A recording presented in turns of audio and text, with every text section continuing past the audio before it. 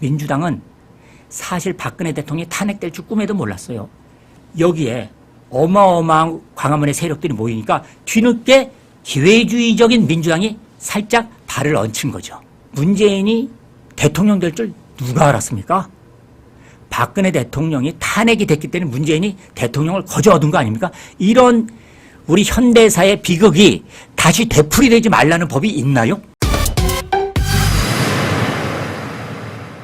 그러면 이재명이 왜 이렇게까지 지금 리얼미터 쪽 좌파 여론조사 기관이 이미 민주당이 꺾이고 국민의힘이 여론조사에서 앞선 정도로까지 나왔는데 왜 이재명이 이러는가? 일단 진짜 목적은 센슈에서 여러분에게 말씀을 드렸지만 아투TV에서는 제대로 말씀을 안 드렸기 때문에 들어오신 분들을 위해서 특별히 말씀을 드리겠습니다. 자, 이재명이 도대체 왜 이러느냐? 요거 조금 제가 추가 설명하고 세 번째 꼭지로 넘어갈게요.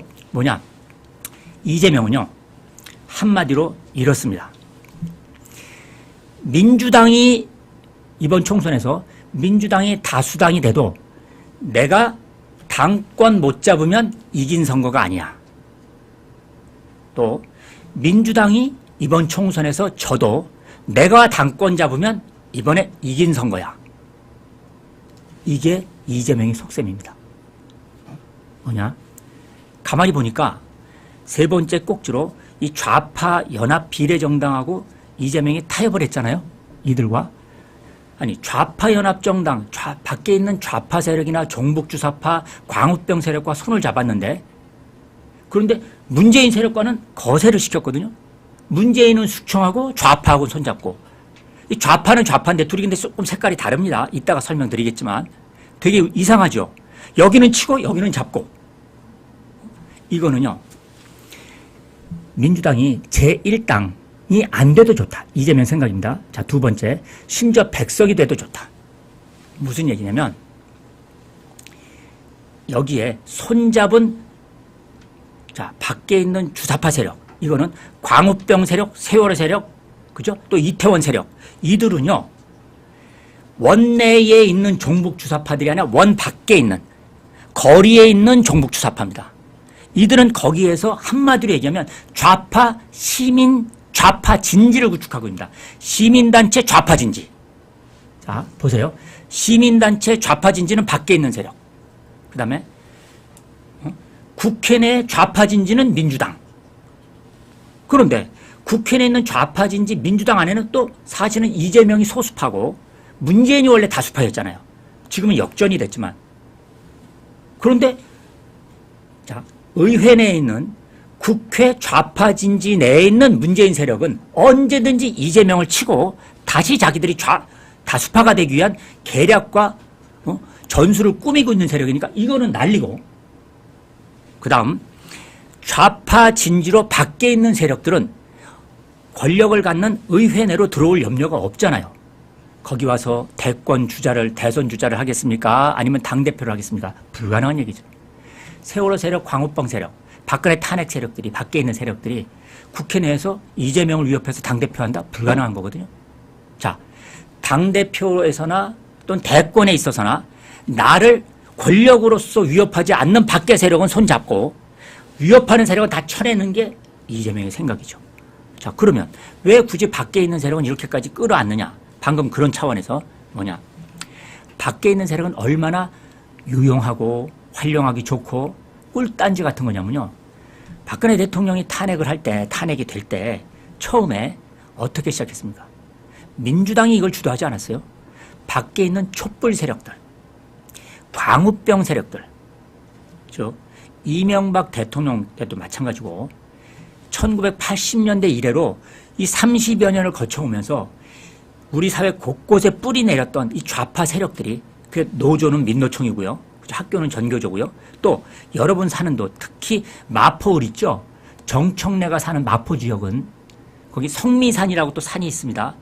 마포 지역은 서울 안에서도요. 대표적으로 이 좌파 시민단체들이 곳곳에 뿌리 내려서 아주 모범적인 좌파 시민단체 진지 동네입니다. 뭐로? 예를 들어서 볼게요. 애들 부모들이 회사 가면은 아이를 키워야 되잖아요. 아이를 키울 데가 없죠. 공동육아. 공동육아를 얘들끼리 쭉 모여서 공동 육아를 하는 겁니다. 회사 안 가는 사람들이 대신 육아를 하는 겁니다. 이게 좌파들이 하고 있는 겁니다. 그러니까 좌파가 아닌 사람들도 일반인들도 공동 육아 거기다 다 맡기는 겁니다. 그러면서 좌파가 바로 동네로 곳곳이 뿌리 내리는 겁니다. 두 번째, 책 읽기. 동네 작은 책방. 이런 거 자기 집에서 책방을 해요. 그냥 공짜로. 그럼 막 책도 빌려주고 읽고. 이렇게 해서 막 시민, 이 좌파 단체들이 곳곳으로 쭉 동네로 뿌리 내려갑니다. 책 읽기, 공동육아, 심지어는 청년 창업. 이것도 이들이 예산을 따서 거기서 막 지원하는 거예요. 청년 창업단체 예산 지원받은 데가 민주당 선거운동하고. 이렇게 대표적으로 마포울은 좌파 시민단체가 튼튼히 뿌리 내린 겁니다. 바로 이런 세력이 광우병 집회 때 전부 다 뭘 끌고 해? 유가차, 유모차를 끌고 나와서 광우병 집회를 한 겁니다. 이런 밖에 있는 세력들이 바로 박근혜 대통령 탄핵에 먼저 촛불을 지핀 겁니다.